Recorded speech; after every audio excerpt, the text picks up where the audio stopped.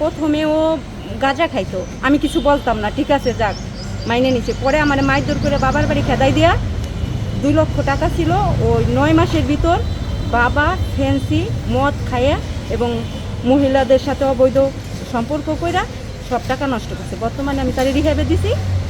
পরে রিহ্যাব থেকে তারে দেখতে গেছি, সে আমাকে বলে যে এরকম প্যাকে এইগুলা খাইছি। তা আমি ভাবলাম যেহেতু ওরে টাকা দিয়ে চিকিৎসা করতেছি, ওই প্যাকটা যদি বাসায় থাকে এবং আইসে যদি এই ফ্যান্সি পায় আবারও খাবে, তাই আমি যদি নিজে নিজে নষ্ট করে ফেলাই ও বলবে আমার ফ্যান্সি আমার আইনে দে। এই জন্য আমি থানায় নিয়ে আসছি যে থানায় জমা দিব, যাতে পরবর্তীতে ও এসে যদি আমার কোনো নির্যাতন করে এই করে আমি থানায় থেকে যাতে সহযোগিতা পাই। আচ্ছা, আপনার ব্যাগে কি আছে একটু দেখান দিয়ে। আচ্ছা, একটু দেখান আমাদের, কোনো সমস্যা নেই, দেখেন।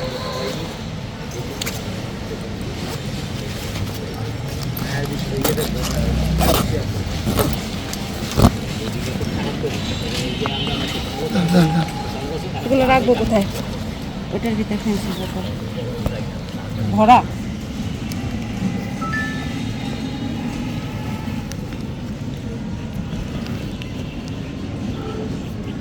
কয় মাস হয়েছে? 2 মাস হয়েছে।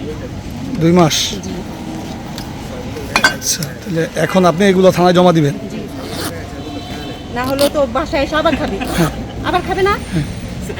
আর যদি আমি নষ্ট করে ফেলাই ফ্যান্সি আমার আইনে দে, আমি পাবো কোথায়? আমি তো এগুলো চিনিও না জানিও না, আমি কোথায় থেকে আইনে দেবো?